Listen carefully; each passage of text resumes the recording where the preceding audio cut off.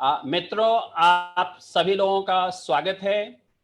आप उद्भव संस्था से फेसबुक के माध्यम से जुड़ चुके हैं। मैं अशोक पांडे पिछले कुछ वर्षों से अल्कॉन इंटरनेशनल स्कूल में प्रधानाध्यापक रहा। अब मैं उस विद्यालय का डायरेक्टर हूं। विवेक जी मेरे बड़े अच्छे मित्र हैं, शुभचिंतक हैं। और ये विवेक जी की जो संस्था है उद्भव ने लोगों को एक दूसरे से जोड़ने के लिए पिछले कई वर्षों से बड़े सुंदर प्रयास किए हैं।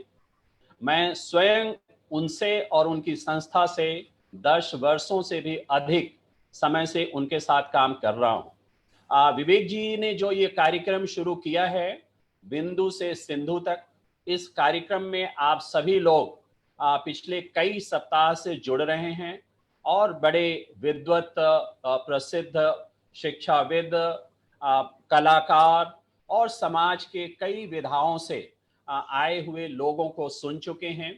आज की जो ये शाम है, लगभग 1 घंटे या उससे थोड़ा अधिक, हम लोगों ने देश और विदेश से कई विभूतियों को आमंत्रित किया है और उनके साथ हम एक चर्चा करेंगे, उनके संस्मरण सुनेंगे, उनकी शिक्षाप्रद बातें सुनेंगे और उनके माध्यम से अपने जीवन में एक आशा और एक प्रेरणा की बातों को सुनकर उससे आश्वान्वित होकर और उससे प्रसन्न होकर हम अपने जीवन में आगे बढ़ने का प्रयास करेंगे। अब अधिक समय न लेते हुए पहले मैं विवेक जी से आग्रह करूंगा कि वो एक अपना छोटा और सुंदर वक्तव्य देकर उद्भव के बारे में कुछ बताएं। उसके बाद मैं अपने सभी मेहमानों का मैं भी स्वागत करूंगा, उनके बारे में आपको संक्षिप्त में बताऊंगा और इस पूरी चर्चा की शुभारंभ के लिए मैं आप सभी लोगों को एक बार फिर से आमंत्रित करता हूं। विवेक जी, मेरा आपसे निवेदन है कि आप 2 शब्द कहें। बहुत बहुत धन्यवाद डॉक्टर अशोक पांडे जी। बहुत अच्छी बातचीत आपने शुरू की है और आपका कॉन्सेप्ट जो था इस उद्भव के बिंदु से सिंधु कार्यक्रम के लिए, आज हम उसे साकार रूप में देख पा रहे हैं।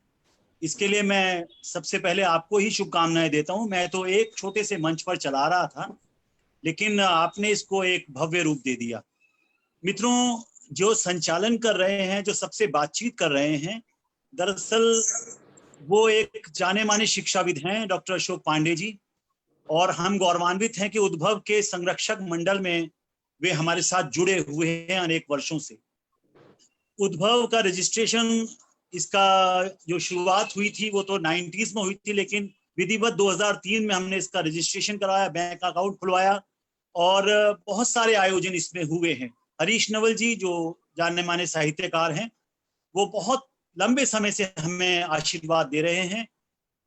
और अनूप जी से मैं गॉडसंस इंडिया लिमिटेड में मिला था और मुझे पता चला कि शैलजा जी विज्ञान भवन में, जब मेरा भी वहां लेक्चर था और आपका भी था, लेकिन दिनों का फर्क था, तो वहां हम लोग मिल नहीं पाए थे, लेकिन आज साक्षात मिले हैं, इसकी हमें खुशी है। तो मैं बताया था, डॉक्टर पांडे एमएससी फिजिक्स और एजुकेशन में अनेक किताबें आपकी आई हैं और सबसे बड़ी गौरव की बात यह है कि आपको राष्ट्रीय पुरस्कार एजुकेशन के लिए, और उससे भी बड़ी बात, राज्य और राष्ट्रीय शिक्षक पुरस्कार के चयनकर्ताओं के रूप में डॉक्टर अशोक पांडे, जो पुरस्कार राष्ट्रपति देते हैं भारत के विज्ञान भवन में, उसके चयनकर्ताओं में डॉक्टर पांडे शामिल हैं। तो ऐसे एजुकेशनिस्ट, ऐसे साहित्यकार सभी हमारे साथ जुड़े हैं। और उद्भव सामाजिक सांस्कृतिक साहित्यिक संस्था है। देश विदेश के अनेक विद्वानों ने इसमें भाग लिया है, चाहे रूस से पी बारानिकोव हों, जिनके पिताजी ने रामायण का काव्यात्मक अनुवाद किया था। विवेकानंद शर्मा जी थे फिजी से, हॉलैंड से मोहनकांत गौतम जी, नॉर्वे से अमित जोशी जी, शुक्ला जी, बहुत सारे ऐसे लोग हैं।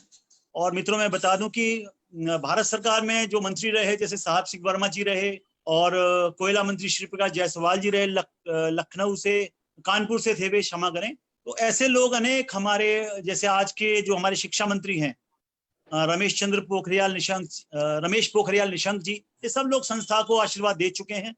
शीला दीक्षित जी उनमें थी। मैं किन किन का नाम लूं, बहुत लंबी एक फहरिस्त है। और अगर साहित्यकारों में जाएं तो केदारनाथ सिंह जैसे व्यक्तित्व से लेकर केदारनाथ सिंह और नामवर सिंह, विश्वनाथ त्रिपाठी जी, हिमांशु जोशी जी, हरीश नवल जी, दिनेश मिश्र जी, कन्हैयालाल नंदन जी, विदेशों से उषा राजे सक्सेना जी, दिव्या माथुर जी, बहुत सारे लोगों की लंबी सूची है।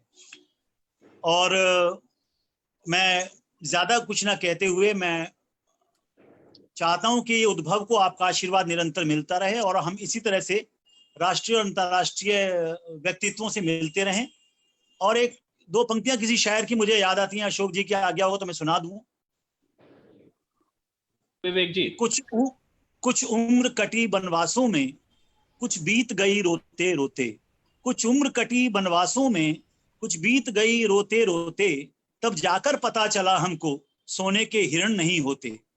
आज जो दौर है वो सोने के हिरण की दौड़ में मनुष्य लगा हुआ है, समाज के लोग लगे हुए हैं। मैं अलग अलग किस्म के लोगों से मिलता हूँ, शिक्षाविदों से मिलता हूँ, साहित्यकारों से मिलता हूँ, कहीं ना कहीं कैलकुलेशन रहती है। लेकिन हमारा ये जो भाग्य है, सौभाग्य है, चाहे वो डॉक्टर नवल हो, चाहे भार्गव जी हो, जिन्होंने अमेरिका में बड़े अच्छे अच्छे आयोजन किए हैं साहित्य के। मित्रों में बताना भूल गया कि सुरेंद्र शर्मा जी, अशोक चक्रधर जी, ऐसे व्यक्तित्व भी उद्भव के मंच पर अनेक बार आ चुके हैं। एनबीटी के चेयरमैन बलदेव भाई शर्मा जी, अनेक ऐसे व्यक्तित्व इस संस्था से जुड़े रहे हैं। तो मैं ज्यादा कुछ ना कहते हुए अपनी बात को खत्म करना चाहूंगा इस नोट पर कि और लोग भी प्रेरणा आपसे लेते हैं, मैं भी आपसे प्रेरणा लेता हूं, जो व्यक्तित्व जुड़े हुए हैं। और आने वाली पीढ़ी को भी आप प्रेरणा देंगे, देते रहते हैं और उद्भव को अपना आशीर्वाद देते रहें। उद्भव और उन्नति करे आपके सानिध्य में, आपके संरक्षण में, ऐसी मैं कामना करता हूं। बहुत बहुत धन्यवाद। धन्यवाद विवेक जी। आपका वक्तव्य बड़ा ही मार्मिक था, दिल को छूने वाला था और मुझे ऐसा लग रहा था कि आप उद्भव के बारे में बताते बताते काफी भावुक हो गए। और मेरे ख्याल में इस भावुकता की जड़ में उद्भव के प्रति आपका जो लगाव है, और अंग्रेजी में जिसे पैशन कहते हैं, उसकी वजह से वो भावुकता झलक रही थी। मेरी शुभकामनाएं आपको। और मैं अब इस चर्चा को आगे बढ़ाता हूं। मित्रों, जो आप लोग जुड़े हुए हैं फेसबुक पे, आप अपने जो है समर्थन देते रहें, अपनी टिप्पणी करते रहें, और थम्स अप, जो कि फेसबुक का एक बहुत ही सुंदर माध्यम है चर्चा को उत्साहित करने के लिए, वो भी करते रहें, जिससे कि हम लोगों का उत्साह बना रहेगा। मित्रों, इस पूरी चर्चा को हमने 4 हिस्से में बांटा है। पहला हिस्सा होगा जिसे हमने अपने उद्गार की संज्ञा दी है, जिसमें हमारे तीनों अतिथि अपनी अपनी बातों को हमारे सामने रखेंगे। उनके जो भी विचार हों, उसके लिए कोई दिशा निर्देश नहीं है और ना ही कोई बंधन है। दूसरा जो सेगमेंट है वो है प्रश्न मेरे उत्तर आपके, जिसमें कि मैं कुछ प्रश्न उनसे पूछूंगा, जिससे कि उनके उत्तर से हम लोग कुछ सीख सकें।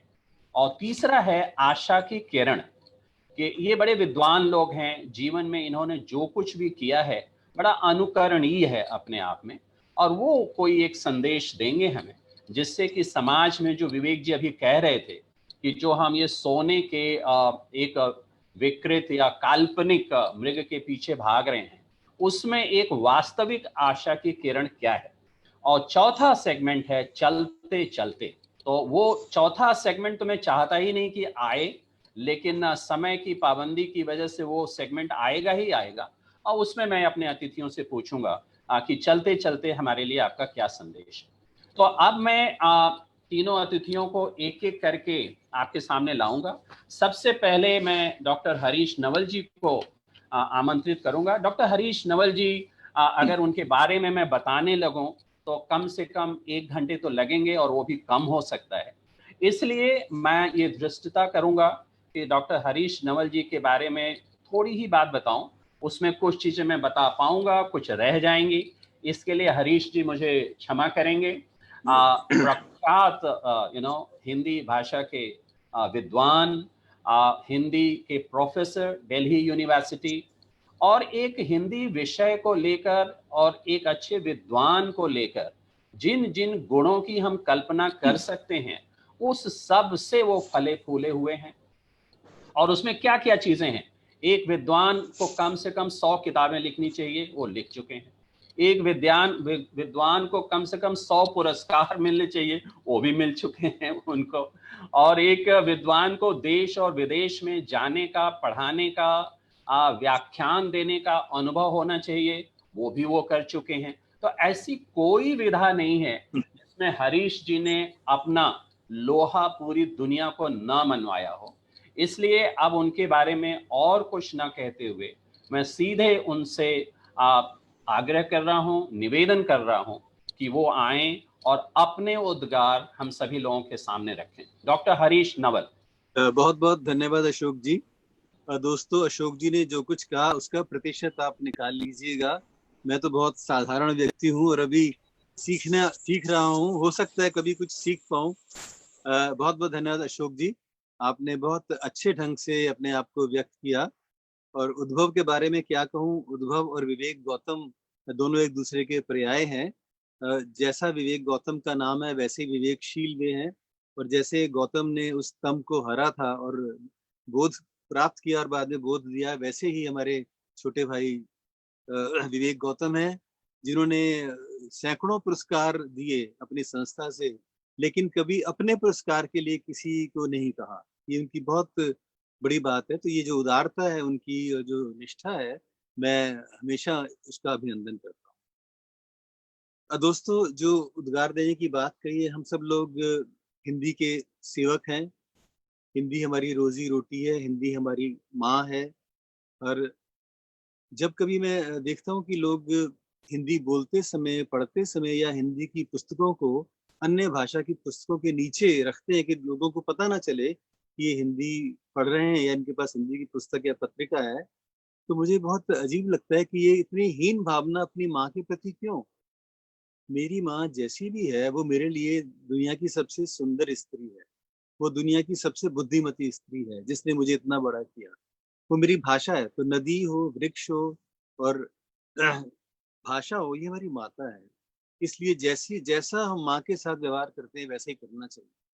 और दूसरी बात, देखिए, एक 3 रंग का एक झंडा है जिसके लिए हजारों सैनिक कुर्बान हो जाते हैं। अभी कारगिल का जो दिवस मनाया गया था, तो कितनी भावना से हम लोग भर उठे थे केवल उस झंडे के लिए। तो एक ध्वज के लिए हमारे मन में इतनी ज्यादा अभिनंदनीय बातें होती हैं। एक हम हमारा राष्ट्रीय पक्षी है मोर, हम उसके लिए सोचते हैं कि हाँ, ये हमारे गौरव की वस्तु है। और हम इन सभी चीजों को, राष्ट्रगान है, कुछ सेकंड का एक गान है और हम उसके लिए खड़े हो जाते हैं आदर से, और हमारी शिराओं में वो खून दौड़ने लगता है, स्फुरण हो जाता है। लेकिन जब हमारी राजभाषा की बात आती है, हमारी माँ की बात आती है, तब उस समय मैं अफसोस से कह रहा हूँ कि मैं देखता हूँ कि प्राय ऐसा नहीं हो रहा। इस बात को बताते हुए बहुत से माता पिता बड़ा गौरव महसूस करते हैं, जी हमारा बेटा तो जी हिंदी में फेल हो गया, हिंदी बड़ी डिफिकल्ट है जी, अंग्रेजी में तो पास हो जाता है जी, लेकिन हिंदी, ओ हो हाय हिंदी।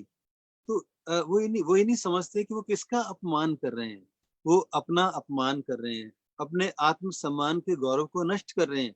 ये बात हम सब लोगों को समझानी चाहिए, हम अध्यापक हैं। और दूसरी बात है कि हिंदी के साथ जैसा भाषा विज्ञान का, जब भाषा विज्ञान नहीं था, व्याकरण था, उस समय की स्थितियां और थी, उस समय के पैरामीटर्स और थे। आज वो फिलॉलजी हो गई है, लिंग्विस्टिक्स हो गई है।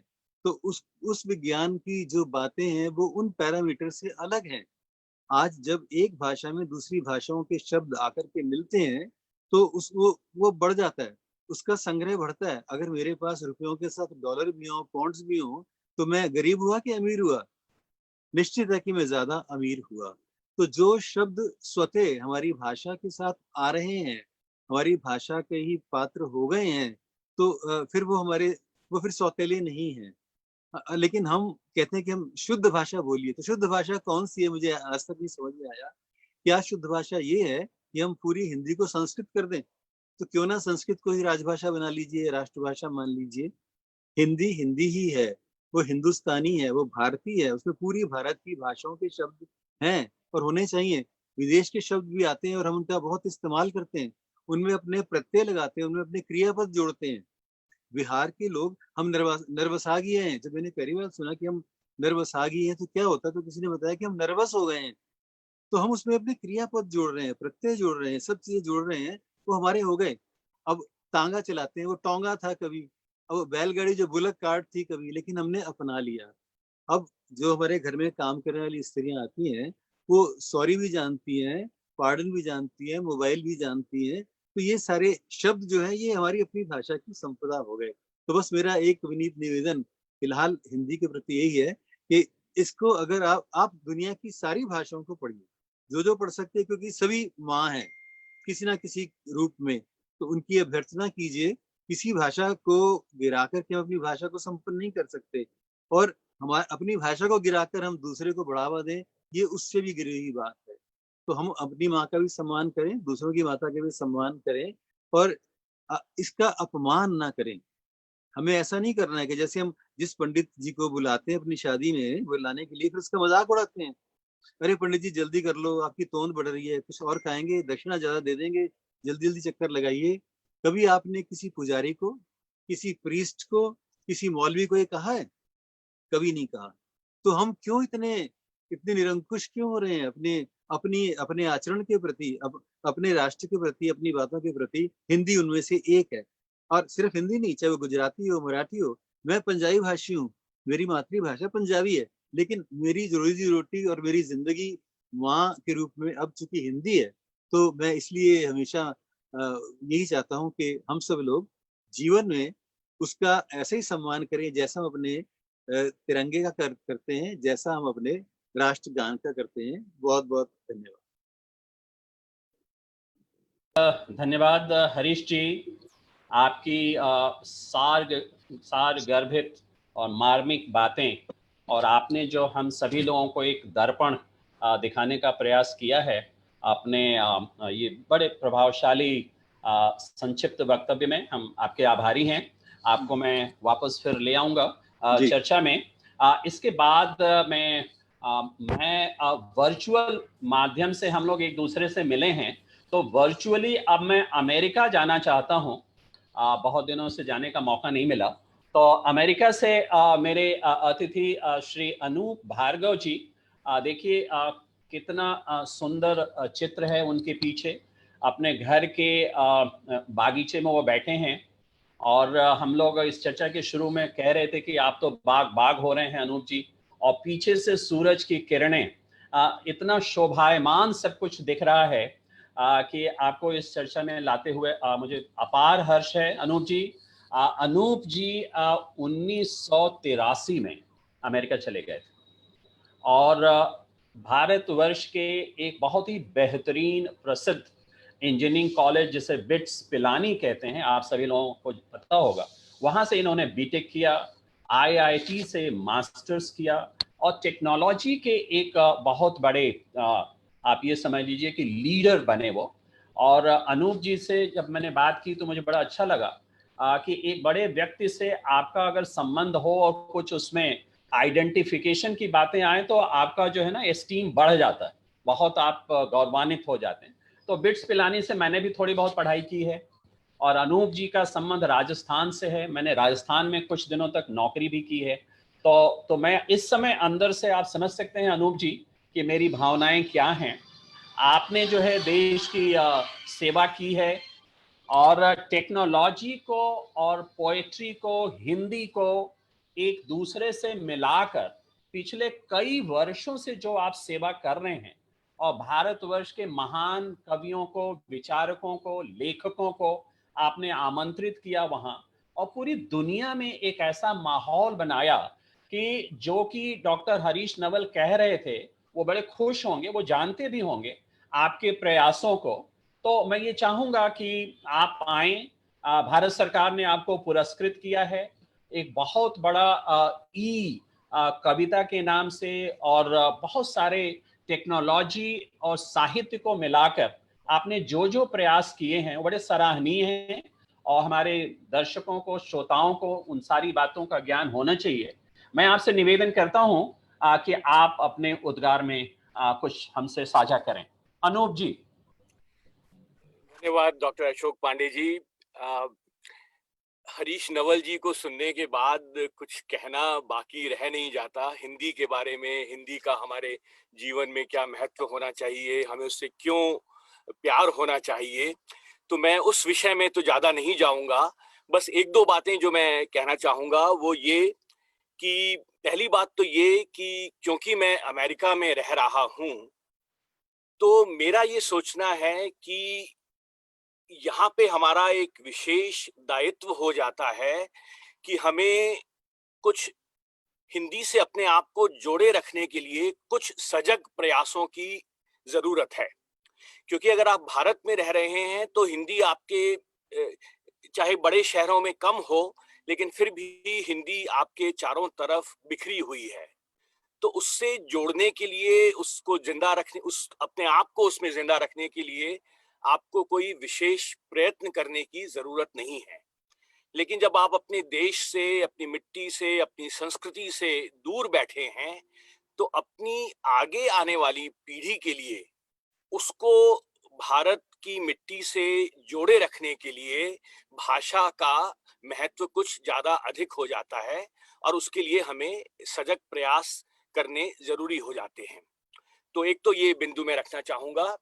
दूसरी बात, मैं जो डॉक्टर नवल ने जो बातें कही हैं उनको मैं नहीं दोहराऊंगा, लेकिन जो बातें मेरे मन में, और ये मैं आपको पहले से वार्न कर दूं कि थोड़ी बिखरी बिखरी सी लग सकती हैं, लेकिन मेरे दिमाग में जो भी आ रहा है मैं आपसे बात करूंगा।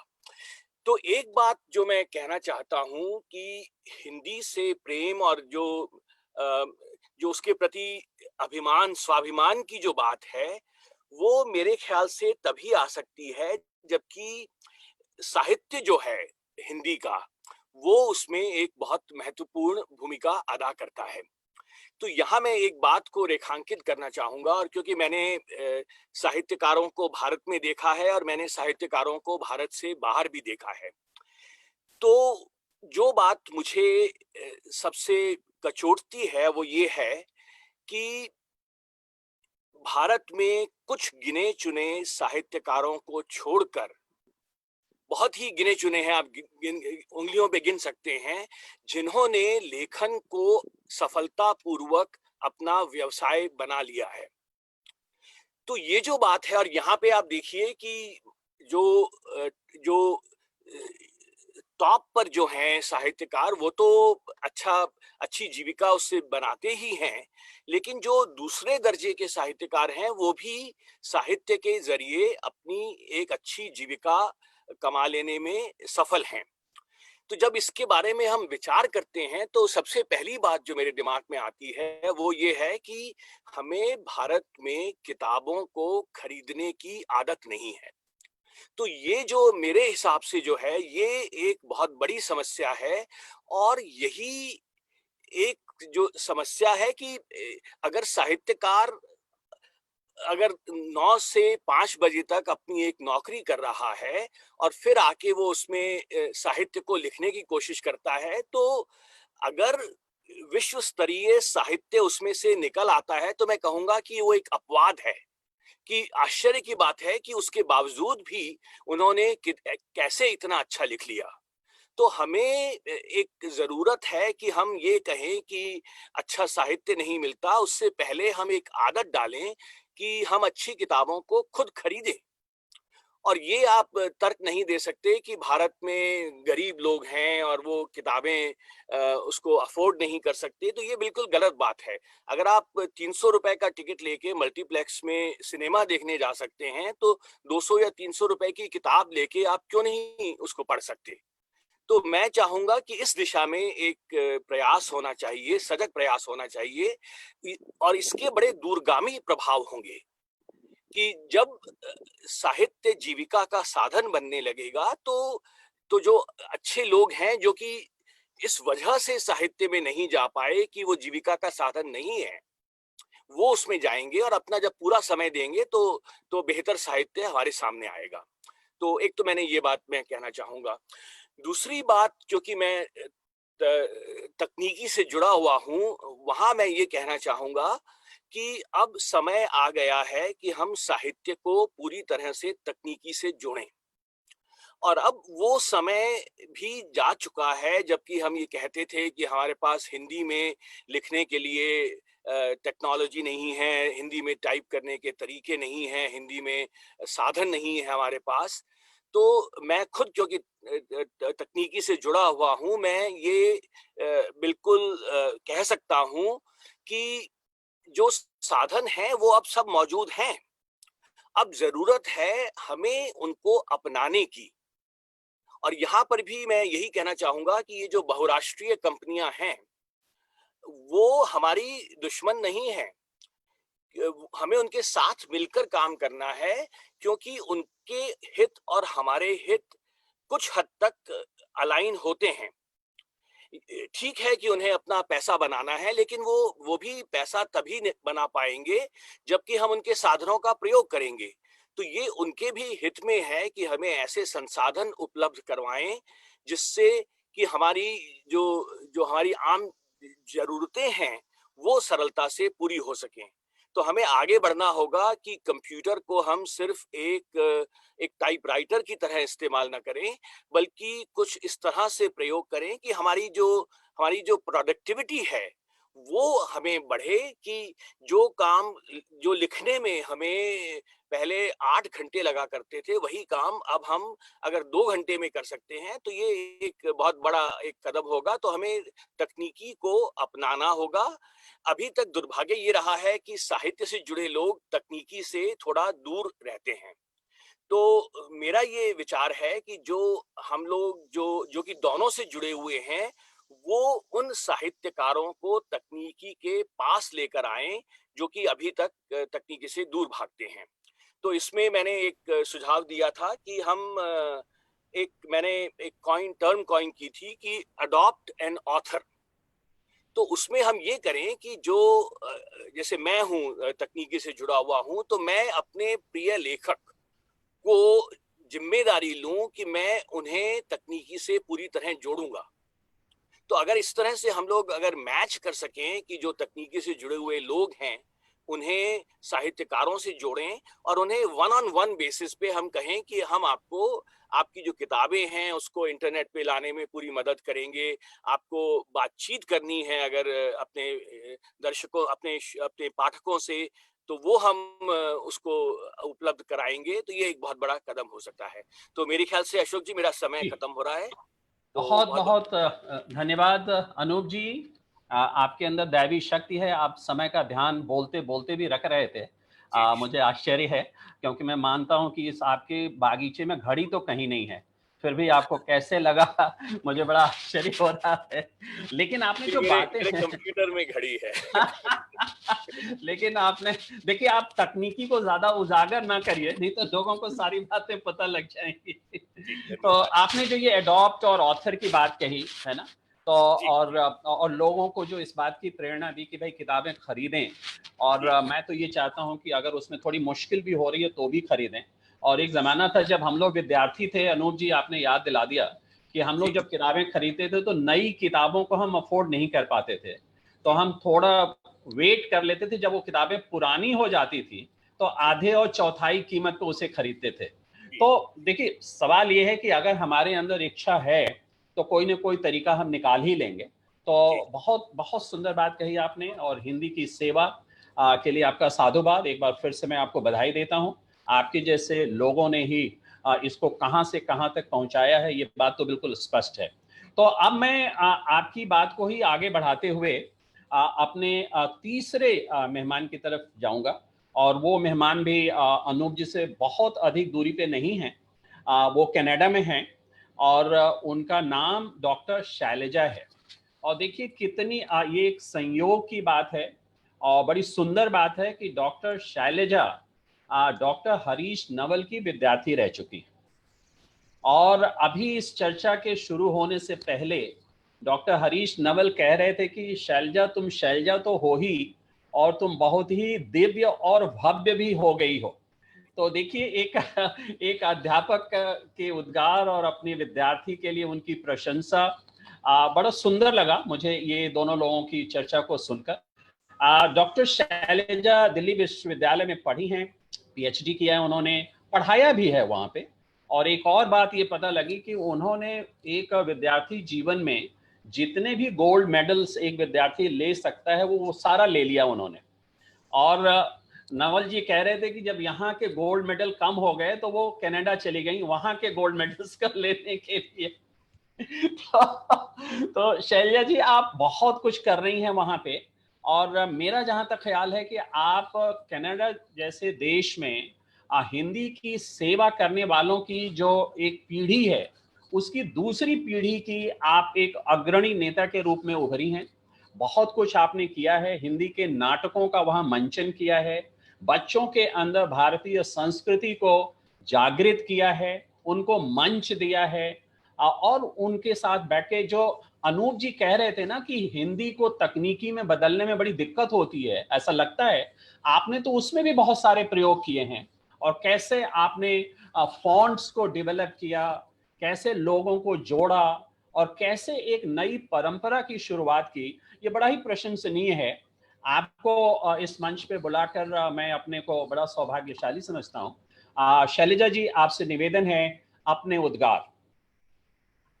नमस्कार, बहुत बहुत धन्यवाद अशोक जी, और विवेक जी का भी बहुत बहुत धन्यवाद अपने इस कार्यक्रम में आमंत्रित करने के लिए। और अशोक जी आपने बहुत सारी बातें कह दी परिचय में। फॉन्ट मैंने नहीं, मैं आपको बता रही थी कि यहाँ पे जो साहित्य कुंज पत्रिका निकलती है उसके संपादक हैं श्री सुमन कुमार खई जी, और उन्होंने वो फॉन्ट डेवलप किए थे STO1 और हम लोगों को सिखाया वो निकलते हुए। तो जो अनूप जी अभी बात कह रहे थे कि तकनीक को आगे बढ़ाना है, तो सुमन जी के नेतृत्व में हम सभी लोग इस तकनीक से जुड़े और पत्रिका से जुड़े, और हम लोगों ने टाइपिंग हिंदी में करना और आगे भेजना हमने उन्हीं से सीखा, और आगे अभी भी हम लोग इसमें काम कर रहे हैं, आगे बढ़ रहे हैं। तो सबसे पहले तो मैं अपने आदरणीय सर हरीश नवल जी को प्रणाम करती हूँ। आपने बिल्कुल सही कहा, वो मेरे गुरु हैं। नाटक उन्होंने मुझे पढ़ाया मास्टर्स में दिल्ली विश्वविद्यालय में, और ये एक गुरु और शिष्य का संबंध, पिता और पुत्री का संबंध या माँ और पुत्री का संबंध के जैसे होता है। तो ये आदरणीय सर का वात्सल्य ही कहूंगी, उनकी ममता है कि जो इस तरीके से वो निरंतर प्रोत्साहित करते रहे हैं। और अनूप जी बड़े भाई की तरह हैं, उन्होंने भी हमेशा प्रोत्साहित किया है, उनसे मैं जुड़ी रही हूँ बहुत सालों से। मैं 2001 से कनाडा में हूँ, और यहाँ पर आने के बाद यहाँ मैंने देखा था हिंदी साहित्य संस्था, हिंदी साहित्य सभा नाम की एक संस्था थी, उससे भी मैं जुड़ी, और अब पिछले 11 वर्षों से हिंदी राइटर्स गिल्ड की सह संस्थापक सदस्य हूँ और उसकी निदेशक हूँ। और जो हिंदी की बात हम लोग कर रहे थे, और नवल जी ने बहुत अच्छी बात शुरू करी, क्योंकि आपने कहा था अनौपचारिक बातचीत, तो मैं भी सोच रही थी कि कहाँ से बातचीत शुरू होगी, लेकिन सर ने उसको एक बहुत सार्थक दिशा दे दी और सार्थक बात कही। और फिर अनूप जी ने उसमें जोड़ा एडॉप्टेड ऑथर, और उन्होंने तकनीक से जोड़ने की बात कही। तो ये बात सही है कि हम भारत से बाहर जब रहते हैं तो भाषा और संस्कृति के लिए भी और अपनी अगली पीढ़ी को कुछ उसी रास्ते पर आगे बढ़ाने के लिए आवश्यक होती है। जब कोई भी व्यक्ति बाहर आने का निर्णय करता है तो संस्कृति छोड़कर नहीं आता, भाषा छोड़कर नहीं आता। जीवन की सुविधाओं को बढ़ाने के लिए, अपनी प्रतिभा के लिए नए अवसर तलाशने के लिए, अपने जीवन को, अपने बच्चों के जीवन को बेहतर बनाने के लिए आता है। और उसमें बहुत से संघर्ष करने पड़ते हैं। एक नई जमीन पर आप नए तरीके से पैर जमाने की कोशिश करते हैं। रोजी रोटी का प्रबंध होने के बाद फिर ध्यान आता है कि हाँ, अब हमें फिर से अपने संस्कृति और भाषा को आगे बढ़ाना है। तो शुरू का जीवन का कुछ हिस्सा तो उसी संघर्ष में निकल जाता है। और जो हमसे पहले की जो पीढ़ी थी, उनके पास उस प्रकार की सुविधाएं नहीं थी इंटरनेट की, तकनीक की। तो वो जो पुस्तकें अपने साथ लेकर आए थे, अपने बच्चों को उन्होंने उसी से जोड़ा, घर में हिंदी सिखाई। तो उनके बच्चे हिंदी बोलते हैं, नहीं भी बोलते, क्योंकि जब जीवन के सारे काम अंग्रेजी में हो रहे हो, तब घर में कुछ घंटों के लिए आकर के हिंदी में बातचीत करना अपने माता पिता से बहुत बहुत ही आम बोलचाल की भाषा रह जाती है। पानी दे दो, खाना चाहिए, इस तरीके की कुछ जो आम रोजमर्रा के वाक्य होते हैं उनमें रह जाती है। साहित्य तक तो पहुंचने की बात ही नहीं होती और पढ़ना भी बच्चे थोड़ी थोड़ी देर के बाद, मतलब थोड़े समय के बाद भूल जाते हैं। ये एक देखा गया है। यहाँ पर हिंदी का जो साहित्य का इतिहास है, हिंदी का, भाषा का कहूंगी मैं, या भारतीय भाषाओं का, तो वो 1900 से शुरू हुआ था और पंजाबी भाषा अधिक है यहाँ पर कनाडा में। लेकिन हिंदी साहित्यकारों का मिलना जुलना, आपस में बातचीत करना, उस सबके साहित्य के इतिहास में हम देखते हैं 60 या 70 साल का ये यहाँ कनाडा का इतिहास है। एक बात और कहना चाहूंगी, अमेरिका निस्संदेह बड़ा देश है। कनाडा के संदर्भ में क्षेत्रफल के हिसाब से नहीं कह रही हूँ, जनसंख्या के हिसाब से कह रही हूँ कि अमेरिका बड़ा देश है और वहां पर हिंदी को पढ़ाने के लिए, बढ़ाने के लिए बहुत कुछ किया गया है, बहुत कुछ किया गया है। वहां पे सारी यूनिवर्सिटीज जो हैं उसमें कम से कम 30-40 यूनिवर्सिटी में हिंदी की चेयर है, काम हो रहा है। और बुश की गवर्नमेंट ने $1 बिलियन दिया था स्टार रीडिंग प्रोग्राम के लिए, जहां पर गर्मियों में हिंदी सिखाई जाती थी। दुर्भाग्य से कनाडा में ऐसा कुछ हुआ नहीं है। तो 2 स्तरों पर काम चलता है मुख्यतः। एक तो यूनिवर्सिटी है, लेकिन यूनिवर्सिटी में 1 या 2 यूनिवर्सिटी में जैसे हिंदी पढ़ाई जा रही है वो भी इंडियोलॉजी या लिंग्विस्टिक्स के अंतर्गत आ जाती है, तो बहुत अधिक प्राध्यापक नहीं है।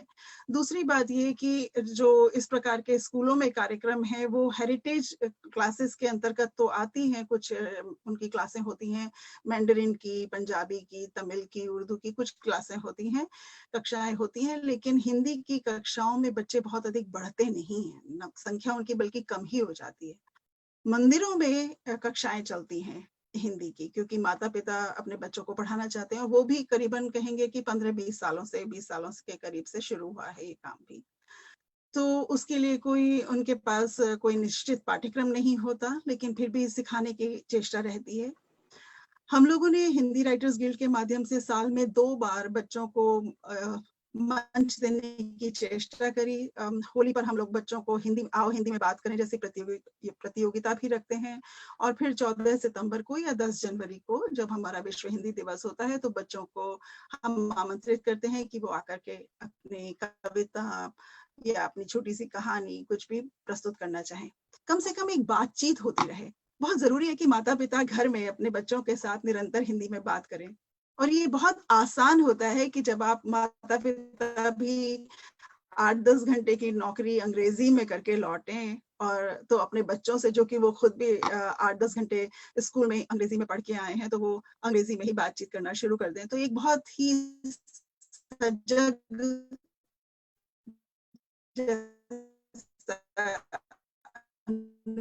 जी कह रहे थे, वैसा ही सजग प्रयास घर में भी मुझे पीछे एक जो बड़ा कारण लगता है वो ये है कि जातीय गर्व जो है ना हमारी भाषा के प्रति, जो नवल जी कह रहे थे आदरणीय सर, कि वो एक भावना नहीं आती, राष्ट्रीयता की भावना, एक गौरव की भावना नहीं आती। जातीय गर्व जिसे मैं कहती हूँ, भाषा का गर्व, वो नहीं आ पाती, जो कि अन्य चीजों से हमारे जुड़ करके आती है। हम अपने पर्व मनाते हैं, महाराष्ट्रीय लोग हैं, बंगाली लोग हैं, वो लोग अपने अपने पर्व मनाते हैं, उन सब से जुड़ते हैं, लेकिन भाषा के प्रति वो सजगता, वो सचेत भाव क्यों नहीं है?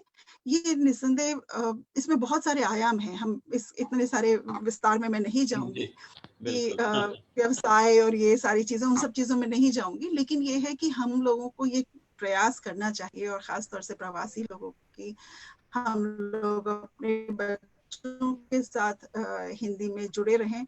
मैं एक छोटी सी कुछ पंक्तियां, क्योंकि जैसे जब सर कह रहे थे हिंदी के बारे में, तो मुझे वो अपनी कविता की पंक्तियां याद आ रही थी कि भाषा के आकाश में अपने अपने कोनों से उड़ाई सबने अपनी अपनी पसंद की पतंगे। क्योंकि यहाँ पर ये मल्टीनेशनल कंपनियों में भी हम दूसरे देशों के लोग देखते हैं, वैसे ही कनाडा में भी बहुत सारे दूसरे देशों के लोग रहते हैं, तो सबकी मैंडरिन हो या कोई जापानीज हो, वियतनामीज हो, वो सब लोग तो भाषा के आकाश में अपने अपने कोनों से उड़ाई सबने अपनी अपनी पसंद की पतंगे। कोई चित्रलिपि में, कोई मंत्रों को लिए, कोई वाद्य यंत्रों से ध्वनित होती हुई। मेरी पतंग में कई रंग थे, कई उगते सूर्यों की ऊष्मावान रश्मियां, कई डूबते सूर्यों की लालिमा, कई घाटों के विविध रंगी नीर छलकते थे उसमें। इतने रंग थे उसमें कि वह पतंग नहीं रह गई, स्वयं आकाश हो गई, मेरे हिस्से का और मेरे जैसे 1 अरब से ऊपर के लोगों का आकाश। तो ये हिंदी बोलने वाले बहुत से लोग हैं। बहुत लंबी सुंदर, कविता है, मैं छोटी बहुत सुंदर, बहुत बहुत सुंदर, कुछ बहुत सुंदर मैं सुना शैलजा जी। क्या बात थैंक यू बहुत शैलजा जी। बातचीत होती रहेगी। जी, आपकी ये पतंग उड़ती रहे और ये पतंग हम लोगों के लिए प्रेरणा स्रोत बने, ये मेरी शुभकामना है। और आपने बड़ी अच्छी बातें बताई।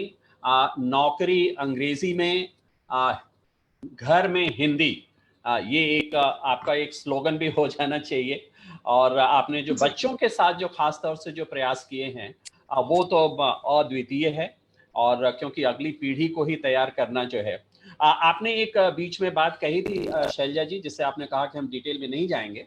मैं उसे दूसरे शब्दों में कहने का प्रयास कर रहा हूं, और वो ये है कि नौकरी तो हम सब लोग करते हैं क्योंकि जीवन यापन तो करना है। उसके बिना काम भी नहीं चल सकता। नौकरी हमें अच्छी लगे बुरी लगे, हम वहां से खुश होके आए कुढ़ के आए, वो तो करना है। लेकिन नौकरी के आगे जब उसमें एक पैशन जुड़ जाता है तो वो शायद एक हमारा कैरियर बन जाता है। लेकिन कैरियर के बाद अगर हमारा एक संवाद हो जाए और एक दैवी प्रेरणा मिल जाए कि नहीं, हमें जिंदगी में कुछ बदलाव लाना है और हमें एक ट्रांसफॉर्मेटिव होना है और हमें ये जॉब कैरियर इस सबसे ऊपर उठ के कोई योगदान करना है समाज के लिए, वो एक बहुत बड़ी बात होती है हमारे जीवन में।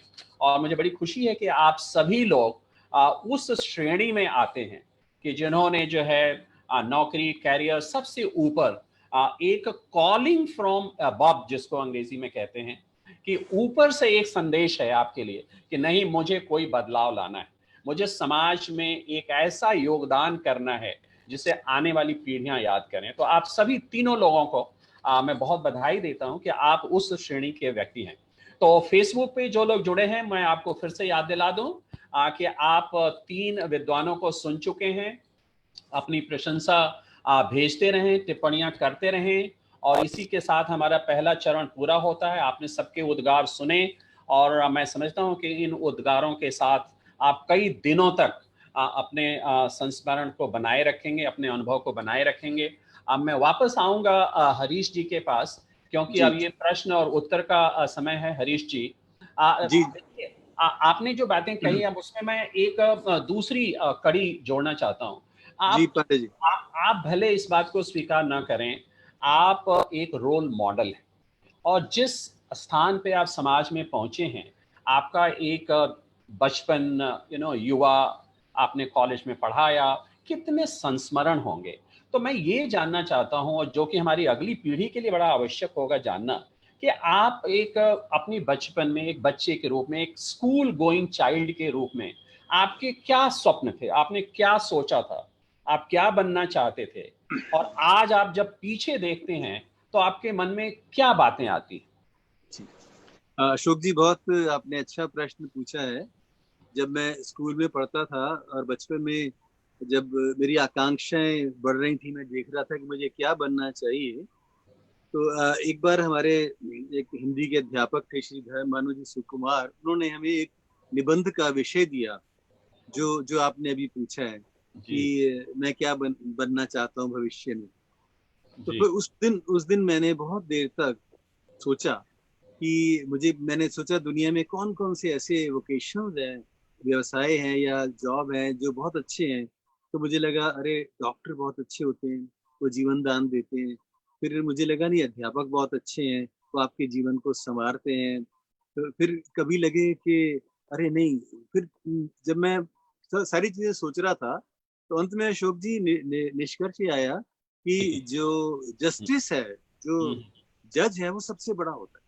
ये उस बाल मन में आया। मैंने अपने मन में सोचा कि जब मैं बड़ा होऊंगा तो मैं निर्णायक बनूंगा, मैं जज बनूंगा। तो ये एक मेरी बाल कल्पना थी।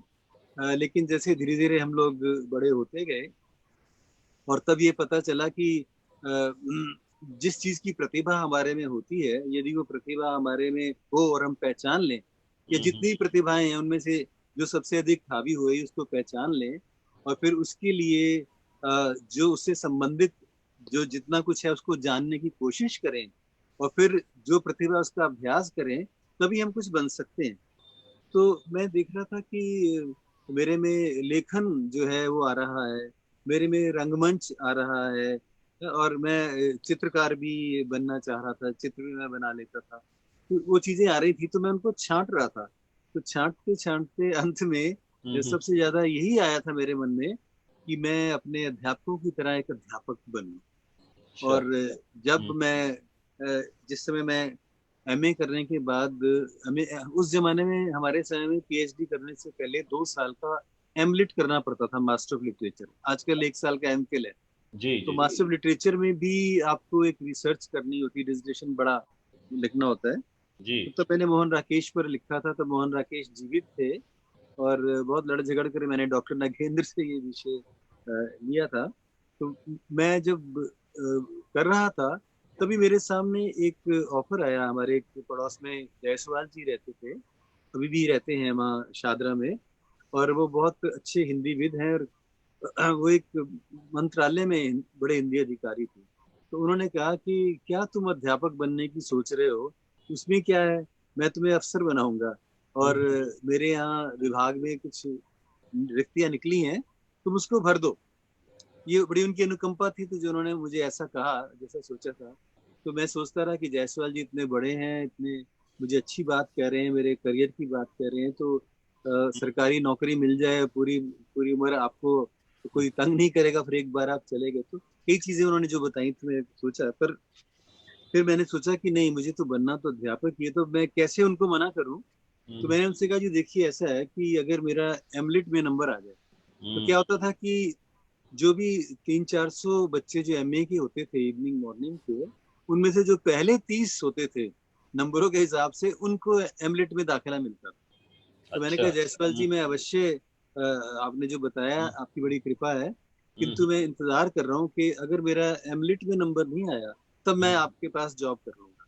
और उसके बाद मैं रात दिन ईश्वर से प्रार्थना करता रहा कि मेरा नंबर आ जाए, और वो सौभाग्य से आ गया। जी तो जी जब वो आ गया तो मैं उनके पास गया, उनके चरण से मैंने कहा जी मेरा आ गया। कहते कोई नहीं, तुम जो चाहते थे वही बन रहे हो, ये अच्छी बात है। खैर, तो वो मुझे अच्छा लगा, बना। और जब अध्यापक बने तो उसके बाद मेरे मन में वो रहा कि हम तो जज बनना था, जज तो बने नहीं, तो क्या करें। और जो मन में कुलबुला रहा था पत्रकारिता का, कि मैंने बीच में बीए के बाद ही टाइम्स ऑफ इंडिया में भी एक बार कोई विज्ञप्ति आई थी तो मैंने भर दी थी। तो उसमें भी जो जर्नलिस्ट ट्रेनीज है उसमें मेरा सिलेक्शन हो गया था, लेकिन उन्होंने कहा कि बम्बई में ही होगा, और उसके बाद बम्बई में पोस्टिंग है। तो मेरी दादी नहीं मानी।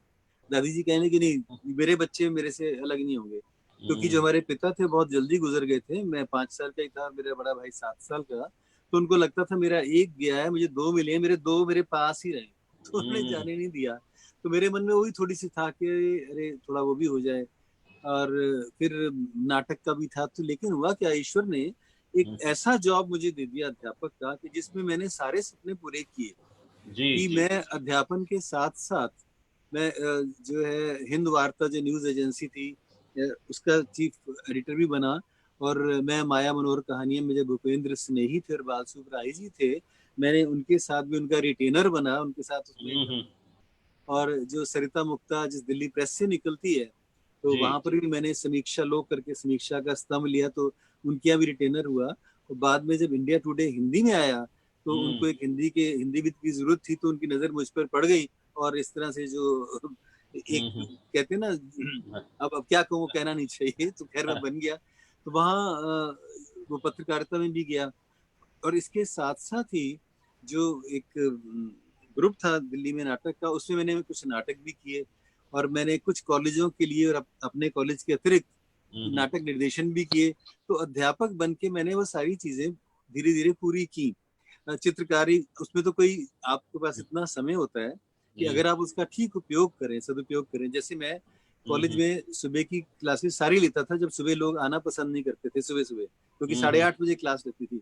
पर मैं पहली क्लासेस ले लेता था और वहां से फ्री होकर घर आकर खाना खाया, थोड़ी देर आराम किया, और फिर चाहे मैं इंडिया टुडे में हूँ, चाहे मैं हिंद वार्ता में हूँ, चाहे मैं सरिता मुक्ता में हूँ, मैं बाद में एनडीटीवी में भी गया, मैंने वो भी अनुभव किया, चाहे वहां हूँ। तो मैं वहां जाके फिर लौट कर के आकर के फिर खाना हम लोग उसी डाइनिंग टेबल पर दादा दादी मैं बच्चे सब इकट्ठे ही खाते थे। ये एक बहुत क्रम अच्छा। रहा।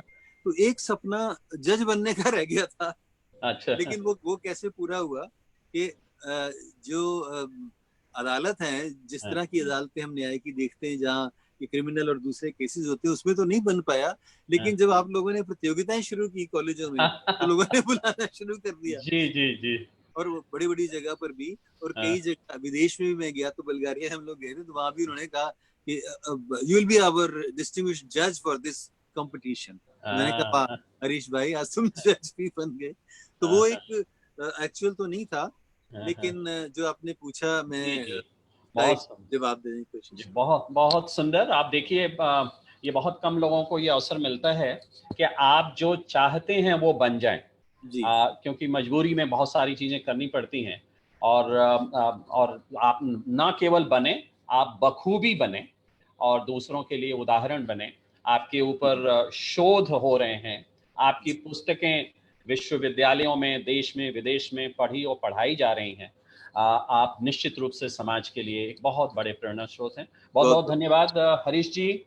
और अनूप जी, आप हरीश जी की बातों को सुन रहे थे और मंद मंद मुस्कुरा रहे थे, और उस समय मेरे मन में आपके लिए प्रश्न पैदा हो रहा था। आपने बिट्स पिलानी, जो कि एक ड्रीम प्लेस होता है यंगस्टर्स के लिए, और वहां से बीटेक किया आपने, और एक सपना आपका, आपके अभिभावकों का भी रहा होगा, और धीरे धीरे आप कविता लेखन, हिंदी साहित्य सेवा इधर चले गए।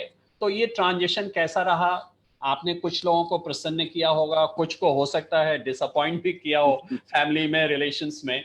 तो इसके बारे में संक्षेप में कुछ बताना चाहेंगे अनूप जी? हाँ अशोक जी, धन्यवाद। तो सबसे पहले तो मैं ये बता दूं कि मैं हाँ, मुस्कुरा इसलिए रहा था कि जी। अच्छा है कि आप ये सवाल सबसे पहले हरीश नवल जी से पूछ रहे हैं, क्योंकि उसमें हमें थोड़ा सा आइडिया हो जाता है कि हमें कैसे जवाब देना है उसका सवाल। तो दूसरी बात जो मैं मुस्कुरा इसलिए रहा था कि जो हरीश नवल जी कह रहे थे, वो काफी हद तक मैं भी उससे अपने आप को आइडेंटिफाई कर सकता हूँ। जी तो संक्षेप में मैं बताना चाहूंगा आपको कि ये जो आपने बड़ी बड़ी संस्थाओं का नाम लिया, बिट्स पिलानी, आईआईटी दिल्ली, तो ये सब एक तरह से जिसको कहना चाहिए संयोग ही रहा। मेरा कोई इनमें जाने का कोई विशेष मन नहीं था। तो ये बड़े आश्चर्य की बात हो सकती है, जी क्योंकि मेरा जो बचपन में मेरी जो रुचि थी वो हमेशा से साहित्य में और विशेष रूप से कविता में रही थी मेरी। जी। और मुझे याद है मेरी पहली कविता जो थी, एक अच्छी खासी पत्रिका में करीब 11 वर्ष की उम्र में छप गई थी। अच्छा, वेरी गुड। तो हाँ हाँ। मेरा मन हमेशा से साहित्य से और कविता से जुड़े रहने का था, लेकिन कुछ दबाव थे पारिवारिक की। उस समय ये माना जाता था कि अगर आप पढ़ाई में अच्छे हैं तो आपको या तो डॉक्टर बनना है या इंजीनियर बनना है। जी। तो बड़ी हंसी की बात लगती है, लेकिन उस समय मुझे बताया गया कि अगर आपको डॉक्टर बनना है तो आपको मेंढक काटने पड़ेंगे। तो उसको तो बात से ही मुझे इतना वो हुआ कि मैंने कहा कि नहीं, डॉक्टर तो मैं नहीं बन सकता। तो उसके बाद दूसरा विकल्प जो था वो इंजीनियर बनने का था। तो मैं कहूँगा ऑलमोस्ट ना चाहते हुए भी एक तरह से जबरदस्ती मैं बिट्स पिलानी में पहुंच गया। और अब पहुंच गए थे तो वहां तो फिर पढ़ाई करनी ही थी। तो मैंने बिट्स पिलानी से पढ़ाई की। उसके बाद फिर मुझे लगा कि इंजीनियर बनना तो अ, मेरे लिए सही नहीं है। तो वहां से फिर कुछ निकलने का प्रयास किया। तो फिर मैं कंप्यूटर्स में पहुंच गया और फिर तब से मैं उसी में जुड़ा हुआ हूँ। लेकिन जैसा कि डॉक्टर हरीश नवल ने बताया, तो मैंने अपने रास्ते खोज लिए कि जो मुझे घर वाले बनाना चाहते थे वो तो मैंने कर दिया, उनकी उनकी बात को पूरा। लेकिन जो मेरी जो रुचि थी, जो कि हमेशा से कविता में विशेष रूप से रही, उसको मैंने हमेशा से जिंदा रखा। तो कविता लेखन मेरा चलता रहा। लेकिन फिर जब मैं यहाँ अमेरिका में आया तो मुझे लगा कि हमें जो अमेरिका में जो हैं, जो रहने वाले हैं, उन्हें अच्छी कविता से जोड़ना है। तो उस दिशा में मैंने कुछ काम किए और उसमें हमें हमें शुरुआत हमने किया गोपाल दास नीरज जी से, जो कि 2005 में उन्हें हमने यहाँ अमेरिका बुलाया। करीब 1.5 महीने वो हमारे साथ रहे। उनके करीब 12 शहरों में हमने कवि सम्मेलन करवाए। शैलजा सक्सेना के शहर में भी उनको लेकर गए, टोरंटो में उनका कवि सम्मेलन हुआ। तो उसके बाद से फिर मेरा एक जो प्रयास रहा कि तो लगभग जितने भी मंच के अच्छे कवि हैं उन सबको हमने अमेरिका बुलाया, और हमारा सौभाग्य रहा कि लगभग सभी लोग हमारे घर पे रहे, जिसमें गोपाल दास नीरज, सोम ठाकुर जी, उदय प्रताप सिंह, कुंवर बेचैन जी, अशोक चक्रधर जी, सुरेंद्र शर्मा जी। तो ये प्रयास रहा हमारा। जी जी। और ये कविता का मैं जिक्र करना चाहूंगा जो हमने 2003 में की थी। जी तो ये कविता ईमेल के माध्यम से विश्व भर में फैले हुए कविता के प्रेमियों को जोड़ने का प्रयास था। और बहुत इसमें खूब। करीब 800 से अधिक सदस्य हमारे रहे, और ये अभी भी चल रही है। और बहुत मुझे बढ़िया। ऐसी खुशी है इस बात की कि बहुत से सदस्य जो कि कविता लिखना सीखे जी। इस मंच के माध्यम से, अब अच्छा, उनकी किताबें प्रकाशित हो चुकी हैं और उन्हें कई पुरस्कार भी मिल चुके हैं। ये बहुत मैं सुंदर। समझूंगा कि ये कविता का एक योगदान रहा। इसके बहुत बाद जो आजकल उसका मैं हम्म, जिक्र करना चाहूंगा, जो आजकल मेरा पैशन चल रहा है, वो है हमने शुरू की है कविता की पाठशाला। अच्छा, वेरी गुड। तो इसमें हम लोगों ने कोशिश की कि हम जो अक्सर मंचों पर होता है कि कविताएं भेजी जाती हैं और सब वाह वाह वाह वाह करते हैं और आप खुश हो जाते हैं, तो हमने कहा कि इससे कुछ हट के कुछ किया जाए जहाँ पे कि हम कविता को सीख सकें। तो अच्छा। हमने कविता की पाठशाला शुरू करी है अभी कुछ महीने पहले, और उसमें हम कविता की हर विधा के बारे में बातचीत करते हैं। बातचीत। तो बहुत हम लोगों सुंदर। ने नवगीत से शुरू किया, फिर हमने हाइकू पे जी बात जी। की, और आजकल अच्छा हम दोहों पे बातचीत कर रहे हैं। तो अच्छा। उसमें हमारा प्रयास है कि हम जो भी कविता सीखना चाहते हैं वो इससे जुड़े, और बहुत हमारा सुंदर। सौभाग्य है कि हमें कुछ अच्छे लोग मिले, हम्म, गुरुजन, जो कि बड़े मन से प्यार से, जगदीश व्योम जी का मैं नाम लेना चाहूंगा। जी जी। वो हमारे गुरु हैं, और उन्होंने बहुत ही प्यार से, बहुत ही मन से सबको सब कविता की कुछ पाठशाला में कविता के शामिल बारे किया। में सिखा रहे हैं वो। बहुत तो सुंदर। ये मेरा एक नया प्रयास है। और एक हम लोगों ने शुरू की है संस्था हम्म, झिलमिल के नाम से। जी जी। तो झिलमिल का नाम मैं इसलिए लेना चाहूंगा कि मुझे कुछ इस तरह की संस्थाएं जिनमें हाँ, हाँ, अ, संस्थान हो या हिंदी, मैं ये नहीं मानता कि हम हिंदी की सेवा कर रहे हैं। तो मेरा ये मानना है कि हम जो भी कर रहे हैं अपना हिंदी का प्रेम है हमारे प्रति। बिल्कुल बिल्कुल। तो मैंने कभी भी ये नहीं कहा कि हम हिंदी के बिल्कुल। प्रति कोई उपकार कर रहे हैं या उसकी कोई सेवा कर रहे हैं। हम जो भी कर रहे हैं वो इसलिए कर रहे हैं कि उसमें हमें आनंद आ रहा है। आनंद। जी हाँ, तो बिल्कुल। झिलमिल भी जो है वो इसी तरह की संस्था है कि उससे ऐसे लोग जुड़े हुए हैं जिन्हें हिंदी के काम हम्म, करने में आनंद आता है। तो बहुत हमने सुंदर। इसमें भी बहुत से प्रयास किए। हमने जी केवल कविता से आगे बढ़कर हमने नाटक, नृत्य, संगीत सबको जोड़ने की कोशिश की, और इसमें हम लोग ऐसे प्रयोग करते हैं जो कि आम संस्थाएं उस तरह के प्रयोग नहीं करेंगी। नहीं कर। जैसे कि आपको मैं एक छोटा सा उदाहरण दूंगा। हमने पिछले वर्ष एक कार्यक्रम आयोजित किया था जिसमें हमने अशोक चक्रधर जी को और जी। उनकी बिटिया स्नेहा चक्रधर, जो कि एक बहुत अच्छी भारतनाट्यम की नृत्यांगना है, उन दोनों को हमने बुलाया और हमने कविता को भारतनाट्यम से जोड़ने की कोशिश की। ओह, तो उसका हमने बहुत सुंदर। शीर्षक दिया था कविता में नृत्य और नृत्य में कविता। कविता। तो हम इस अच्छा। तरह के प्रयोग करते हैं जिससे कि हम जी आपस जी। में विभिन्न विधाओं को जोड़ सकें, एक दूसरे के चाहने वालों को एक दूसरी नई विधा से इधर से जोड़ परिचय सकें। करवाएं। बहुत तो बहुत। ये हमारा थोड़ा सा प्रयास थैंक रहा। यू। तो मैंने बहुत सुंदर अनूप जी, आपकी जो पाठशाला झिलमिल और जी ये कविता में नृत्य और नृत्य में कविता के लिए वाह वाह। तो, धन्यवाद। तो बहुत बहुत धन्यवाद। Thank you very much. मैं वापस आऊंगा आपके पास। शैलजा जी, शैलजा जी, आपने जी दोनों दोनों लोगों को सुना और आपके बारे में जितनी मुझे जानकारी है, आपके अनुभव इससे थोड़े भिन्न होने चाहिए, मेरा ऐसा मानना है कि आप देखिए बड़ी मेधावी छात्रा रही आप, फिर आपका एक कोई ना कोई पैशन या कोई ड्रीम रहा होगा, फिर शादी हो गई, फिर शादी की वजह से कुछ बदलाव लाने पड़े होंगे, फिर आपने अपने आप को रीएडजस्ट किया होगा, ऐसा मेरा मानना है।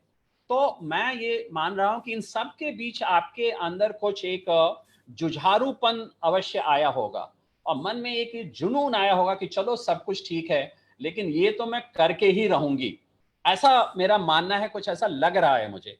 तो क्या इससे मिलती जुलती कुछ बातें हैं आपके पास, या मेरा कयास बिल्कुल गलत है? देखिए, जुझारूपन तो आ ही जाता है जब आप जमीनें बदलते हैं, अपने रास्ते बदलते हैं, तो एक जुझारूपन तो हर एक व्यक्ति में आ जाता है कि हमें कुछ ना कुछ तो करना ही है। जी जी। तो जैसा नवल जी ने कहा वैसे ही मैं भी सोचती थी कि हाँ मुझे भी, बाद में उन्होंने तो खैर जज से वो मुड़े और टीचर की तरफ आए और फिर अपने सपने पूरे किए। मैंने भी बहुत जल्दी लिखना शुरू कर दिया था। 7वीं क्लास में मैंने पहली कविता स्कूल के सामने सुनाई थी, तो लेखन और साहित्य की तरफ ध्यान था और वही मेरा पैशन जो था। मैं हमेशा कहती थी पैशन ऑक्यूपेशन बन गया मेरा, और जहाँ पे पैशन ऑक्यूपेशन मिलते हैं वो बहुत प्यारी सी जगह होती है। और वो मैंने 9 साल लगभग जानकी देवी महाविद्यालय में पढ़ाया, दिल्ली विश्वविद्यालय में हिंदी का अध्यापन किया। लेकिन हाँ, आपने जैसे कहा कि कुछ समय के बाद, शादी के बाद कुछ स्थितियां बदली और मुझे अमेरिका, इंग्लैंड रहने के बाद फिर अब मैं पिछले लगभग 2001 से मैं यहाँ पर हूँ, तो कनाडा में। तो जब यहाँ पर स्थायी निवास की बात हुई, मैं हर जगह कुछ ना कुछ कर रही थी। हिंदी से मैं बराबर जुड़ी हुई थी जी। ह्यूस्टन में भी हिंदी की क्लासेस में लेती थी, टेक्सास में, और इंग्लैंड में भी, लंदन में BBC में जहाँ पे हिंदी में समाचार अनुवाद आदि के काम हो रहे थे, वहां पे भी मैं मतलब थोड़ा सा उनसे जुड़ना हुआ मेरा। 1 ही साल रहे तो नौकरी तो नहीं की वहाँ। लेकिन उसके बाद जब यहाँ आने के बाद फिर मुझे लगा कि व्यवसाय के तौर पे करने के लिए तो मेरा सौभाग्य है। जुझारूपन की बात जो आप कह रहे हैं कि लोगों को अपने जीवन में 1 या 2 ही उनको अपने व्यवसाय बदलने पड़ते हैं। तो मैं हिंदी साहित्य पढ़ाते पढ़ाते मैं फाइनेंशियल एडवाइजर बनी, और फिर उसके बाद साथ साथ काम करते करते मैं ह्यूमन रिसोर्सेज, जो मानव संसाधन है, उसमें मैंने डिग्री ली यहाँ के कॉलेज से, मैकमास्टर। तो मैं 40 की उम्र में लगभग इसके दूसरी तरफ बैठी, और विद्यार्थी के रूप में मैंने फिर यहाँ पर पूरा यहाँ से कोर्स किए, डिग्री ली, और फिर यहाँ का जो सबसे ऊंचा जो कहना चाहिए डेजिग्नेशन होता है ह्यूमन रिसोर्सेज का, CHRP, वो भी मैंने प्राप्त किया और नौकरी करी। लेकिन इन सारी चीजों के बीच में हिंदी बराबर चलती रही, हिंदी से जुड़ना चलता रहा। और जैसा लगता है तो इन सब चीजों के बीच में हिंदी बराबर निरंतर चलती रही।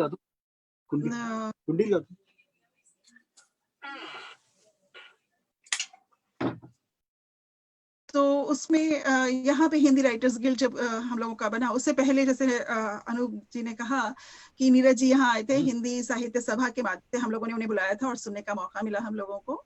और लेकिन वही संवाद आपस में हो सके, आपस में हम चर्चा कर सकें, जिसे मैं साहित्य का सत्संग कहती हूँ। हमारा हर महीने यहाँ पे हिंदी राइटर्स गिल्ड के माध्यम से हम लोग अपनी रचनाएं सुनाते हैं, हर महीने मिलते हैं, रचनाएं सुनाते हैं, समालोचना करते हैं। तो लघु कथा, ताका, चौका, हाइकू, कहानियां, और यहाँ पे कुछ लोग उपन्यास भी लिख रहे हैं। इन सारी विधाओं पर बातचीत होती रही, और मुझे ये बताते हुए बहुत गर्व है, खुशी है कि हमारी पूरी टीम ने, हिंदी राइटर्स गिल्ड की टीम ने 11 से ज्यादा नाटक अभी तक हम लोगों ने प्रस्तुत किए हैं। और हमने शुरुआत की थी अंधा युग से। तो अंधा युग, रश्मि रथी, मित्रों मरजानी, आधे अधूरे, बहुत सारे अच्छे नाटक हम प्रस्तुत किए। और प्रयोग जो अनूपदा कह रहे थे वो हम लोग भी करते रहते हैं। कभी बिल्कुल खामोश हम तरीके से हम लोगों ने नाटक किया, जैसे कि उसमें संवाद नहीं कर रहे थे, एक जैसे पहले की आप साइलेंट मूवीज जैसे देखते हैं उस तरीके का हमने जनाबाई के प्रस्तुति में किया।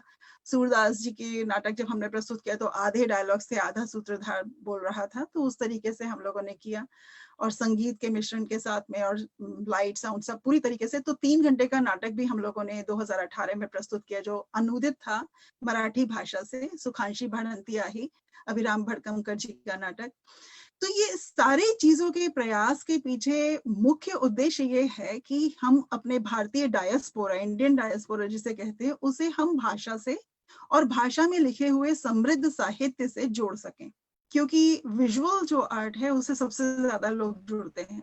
तो हम लोग जो हर महीने गोष्ठियां करते हैं उसमें लेखक लोग आते हैं, अपनी मांझते हैं, और हम लोगों ने, जैसे मैं आपको बता रही थी कि हिंदी राइटर्स गिल्ड ने अपने स्थानीय प्रकाशन की व्यवस्था भी करी और 15 किताबों का प्रकाशन यहाँ से किया, ताकि लेखक को भारत जाकर के प्रकाशक न ढूंढना पड़े और वहां से किताबें उठा कर लाने में, आप जानते हैं ना 20 किलो का केवल वो है सामान लाने में, तो किताबों को उठा के लाने की समस्या न रहे, तो यहाँ पे हम लोगों ने स्थानीय प्रकाशन और उनके पुस्तक विमोचन का और उसके प्रमोशन का भी काम हम लोगों ने किया, जिसमें भी और भी बहुत कुछ किया जाना बाकी है। लेकिन हमने फिर इसके साथ साथ कि लेखक के लिए तो ये हुआ, इंडियन डायस्पोरा जुड़ सके, तो नाटक और जैसा बता रही थी मैं आपको, बच्चों के माध्यम से हम लोगों ने उनको जोड़ने की कोशिश करी है। तो मुझे लगता है कि मैंने 3 इस तरीके से अपने व्यवसाय बदले, हिंदी, फिर फाइनेंशियल एडवाइजर जो मैं अभी भी करती हूँ, और ह्यूमन रिसोर्सेज जिसमें मैंने 8 साल नौकरी करी, और 12 घंटे की नौकरी के बाद भी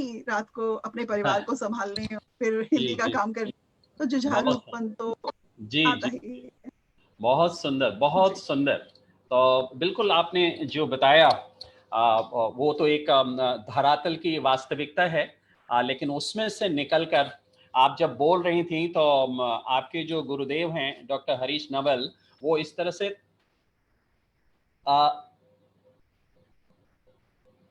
थम्स अप कर रहे थे इस तरह से, तो अगर आप देख ना पाई हो तो मैंने दोबारा आपको बता दिया, आप उनको धन्यवाद दे सकती हैं।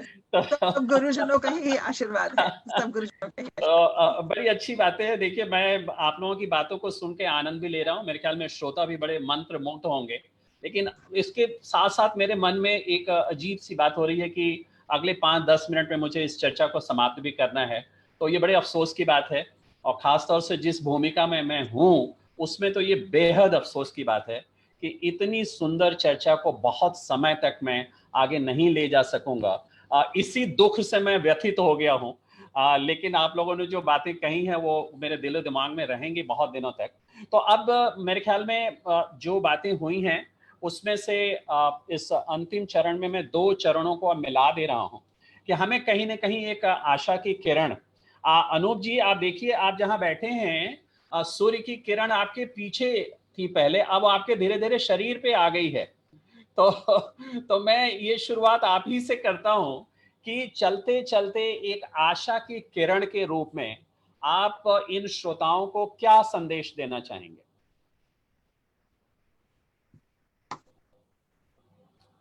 अनम्यूट कर लें जी, अनम्यूट कर लें अनुप जी। जी। तो आपने ये तो हरीश नवल जी से पहले मुझसे सवाल पूछ लिया। देखिए, मेरी भूमिका में एक सरप्राइज एलिमेंट अवश्य होना चाहिए। तो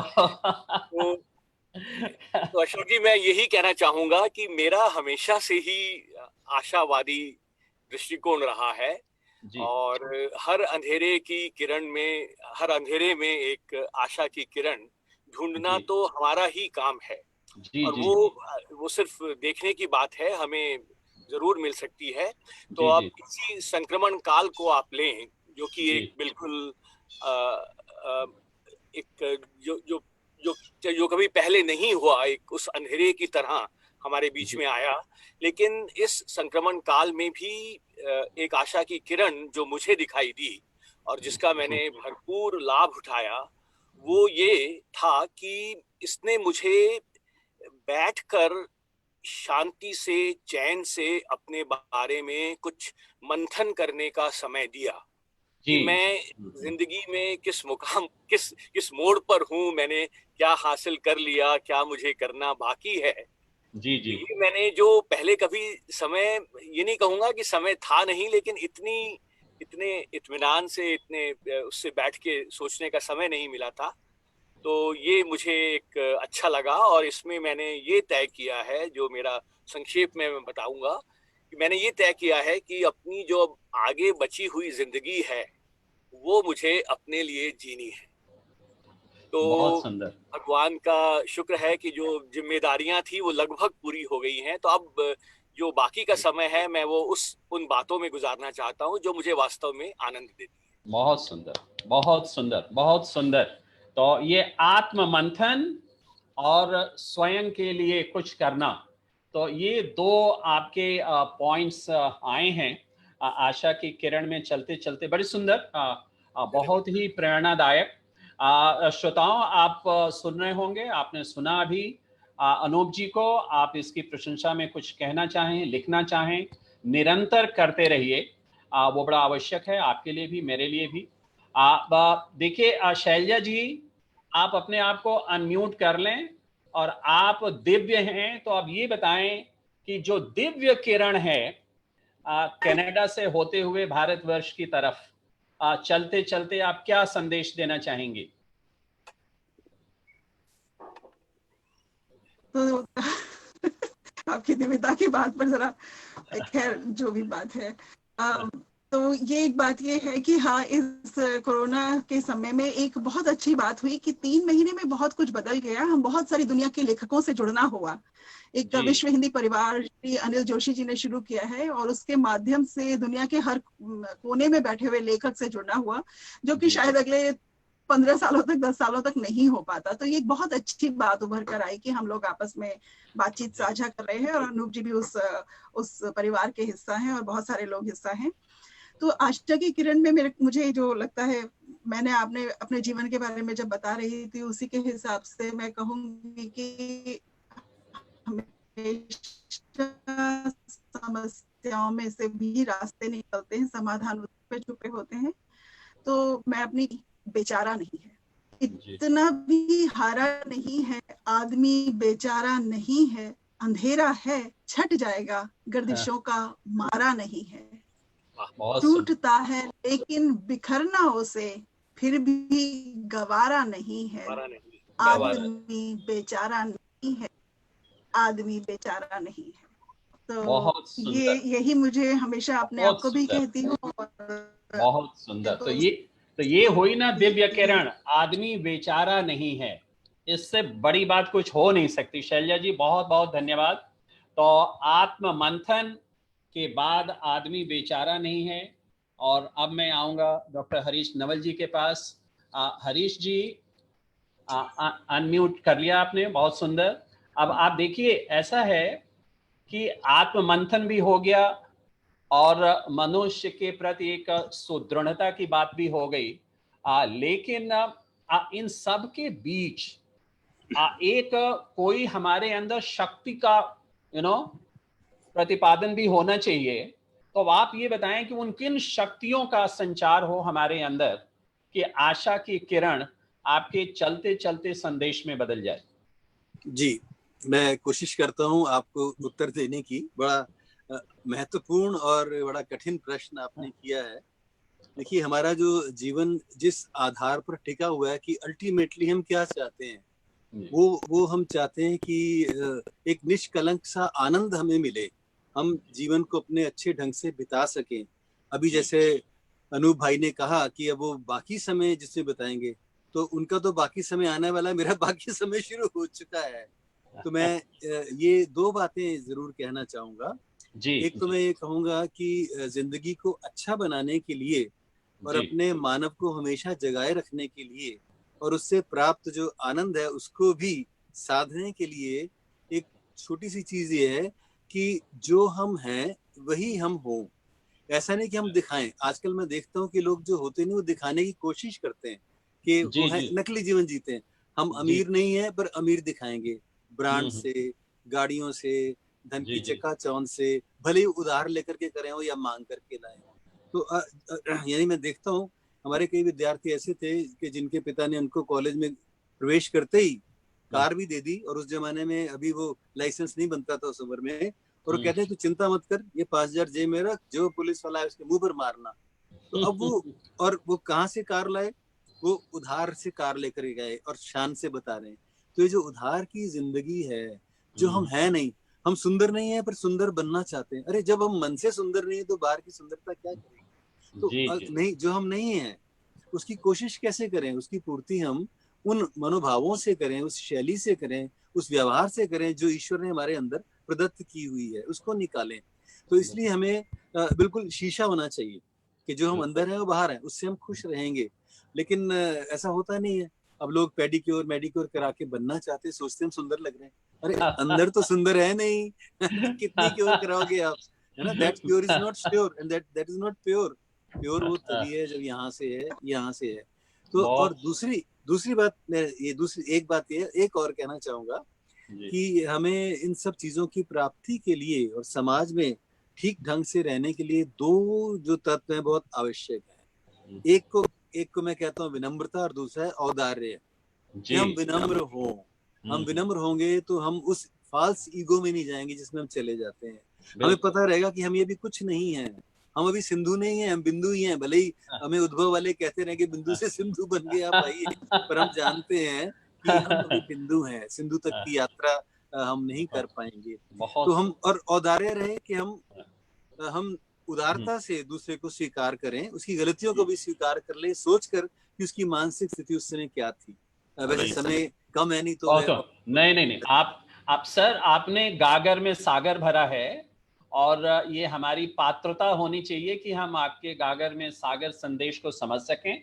और आपने जो कहा है कि दर्पण युक्त व्यक्तित्व और विनम्रता और ये उदारता की जो बात आपने कही, शिक्षा का पूरा उद्देश्य तो वो यही है ना, विद्या ददाति विनयम, परंपरा के हम पोषक हैं। तो आपने जो कहा वो तो अद्वितीय है sir, thank you very much. और आपने जो पहली वाली बात की थी ना, बनावटीपन और इस तरह की बातें, विवेक जी को वो चीजें बड़ी पसंद हैं, और वो और वो बिल्कुल छटपटा रहे हैं कि कुछ बोलें, और उनके आने का समय भी हो गया है। तो मैं उनसे निवेदन करूंगा कि संक्षेप में धन्यवाद भी कर दें और अपना चलते चलते आशा की किरण की बात भी कर दें। फिर मैं बाद में 1 मिनट और लेकर के और इस सभा की समाप्ति करूंगा। जी विवेक जी। जी धन्यवाद डॉक्टर पांडे। हमारे एक आदरणीय बहुत प्रिय शिक्षाविद भी हैं और आंचलिक कथाकार भी हैं, डॉक्टर अरुण प्रकाश ढोंडियाल। उनको उद्भव के साथ वो संरक्षक मंडल में जुड़े हैं, और उनका एक उपन्यास था पलटकर देखना जरूर। तो ये पलटकर देखना जरूर में एक संदेश है इसमें कि हम सभी को, जैसा कि अनूप जी ने भी कहा, शैलजा जी ने भी कहा और डॉक्टर नवल जी ने भी कहा, कि हमें पलटकर अपने को भी देखना है, दुनिया को भी देखना है, और बीता हुआ समय उसे भी देखना है। और नवल जी ने जो कहानी बताई वो तो मुझे बचपन की, इसलिए मुस्कुरा रहा था मैं, मुझे बचपन की मोर का पंख लेके जो कौवा मोर बनने की कोशिश कर रहा था वो कहानी याद आ गई। क्योंकि हम 12th में एक चैप्टर पढ़ाते हैं अंग्रेजी में, एक रोजर स्कंक होता है जी, वो अपनी फाउल स्मेल को, अपनी बदबू को रोजेस की खुशबू से बदल लेता है। तो उसकी माँ उसे बहुत पिटाई करती है, और उस जो विजार्ड होता है, जो जादूगर होता है, उसकी भी पिटाई करती है कि तुम अपनी ओरिजिनलिटी को कहाँ खोआए, वो आपकी खुशबू जो थी वो हमारी आइडेंटिटी है, उस आइडेंटिटी को आप गुलाब की खुशबू से नहीं बदल सकते। अगर मेरी नाक खतरनाक है तो भाई है, उसमें मैं क्या कर सकता हूँ। तो ये बात मुझे आज बहुत अच्छा लगा। सभी का मैं बहुत बहुत हृदय से धन्यवाद करता हूँ, और विशेष रूप से डॉक्टर अशोक पांडे जी का, जिन्होंने ये इतनी खूबसूरत महफिल, इतना सुंदर मंच सजाया है, जिसमें हरीश नवल जी की वजह से हमें 2 और मेहमान जो नए हमारे साथ आज, अनूप भार्गव जी अमेरिका से, जो प्रौद्योगिकी विशेषज्ञ भी हैं, कवि भी हैं, और साहित्यकार शैलजा सक्सेना जी हमारे साथ हैं। और सौभाग्य से मैं भी अंग्रेजी पढ़ाता हूँ दिल्ली गवर्नमेंट में, लिखता हिंदी में हूँ। और सबका मैं बहुत धन्यवाद करता हूँ। जो पांडे जी ने एक आदेश दिया था, 4 पंक्तियां सुनाना चाहता हूँ। जी बिल्कुल। ये संदेश है, इसी में संदेश है कि इतना तेज नहीं चलना तुम, इतना तेज नहीं चलना तुम, जितना चलते लोग यहाँ, इतना मुझे नहीं छलना तुम, जितना चलते लोग यहाँ। वाह वाह वाह, इतना तेज नहीं चलना तुम जितना चलते लोग यहाँ, इतना मुझे नहीं छलना तुम जितना छलते लोग यहाँ। आंखों में आंसू हैं लेकिन होठों पर मुस्काने हैं, आंखों में आंसू हैं लेकिन होठों पर मुस्काने हैं। जो धरती पर पांव न रखते वो भी एक दिन जाने हैं। इतना गर्व नहीं करना तुम जितना करते लोग यहाँ, इतना मुझे नहीं छलना तुम जितना छलते लोग यहाँ। बहुत बहुत धन्यवाद। बहुत सुंदर विवेक बहुत जी, सुंदर बहुत विवेक। ही सुंदर। आपने तो ये अपनी कविता के माध्यम से बड़ा जो है एक समापन कर दिया, अध्यक्षीय समापन मैं इसे कहूँगा। तो अपने मेहमानों का मैं धन्यवाद करता हूँ, बड़े सुंदर संदेश मिले। और ये एक मैं पहले तो सभा कर रहा था कि शाम की सभा और ये, लेकिन अब मैं इसे दूसरी संज्ञा दे रहा हूँ कि ये विवेक जी आपके उद्भव के मंच पे एक ये सत्संग था। और ये जितने विद्वान हैं इनके सत्संग में आकर हम लोग बड़े लाभान्वित हुए हैं। आशा की किरण। और चलते चलते आप लोगों की बातों से बस एक जोड़ दूं मैं, किसी विद्वान ने कहा है कि आशा और निराशा के बीच में एक बड़ी सुंदर चीज आती है, और वो एक है कि रात की सुंदर नींद। तो मैं यही कहूंगा कि आशा और निराशा के बीच में एक सुंदर नींद आ जाए और उसके बाद रास्ते खुद ब खुद निकल आएंगे। लेकिन आपने जो संदेश दिया है उसे अगर हम अपने जीवन में आत्मसात करने का प्रयास करें तो मेरे ख्याल में जिंदगी बड़ी सरल हो सकती है। बहुत बहुत धन्यवाद आप लोगों का, आपने समय दिया, अपने विचार साझा किए, हमारे साथ जितने लोग जुड़े उनका धन्यवाद। और विवेक जी आपका खास तौर से, क्योंकि आप ही जो हैं कनेक्टर हैं, लोगों को एक दूसरे के साथ जोड़ते हैं। आपका विवेक और आपकी विवेकशीलता हम सभी लोगों को एक साथ बनाए रखे, यही मेरा प्रयास रहेगा। बहुत बहुत धन्यवाद डॉक्टर नवल, अनूप जी, शैलजा जी, बहुत बहुत धन्यवाद, बहुत बहुत धन्यवाद। धन्यवाद अशोक जी, बहुत सुंदर संचालित बहुत किया। बहुत धन्यवाद। थैंक यू, धन्यवाद अशोक जी। थैंक यू, बहुत सुंदर संचालन। थैंक यू, धन्यवाद, बहुत बहुत धन्यवाद।